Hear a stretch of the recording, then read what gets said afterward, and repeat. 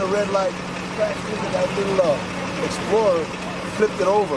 There was a baby inside and a grandma. The young lady had to crawl through the window because I crawled in. I couldn't get the baby out. I couldn't unbuckle the seatbelt. She got in and undid the seatbelt. I pulled the baby out the other side.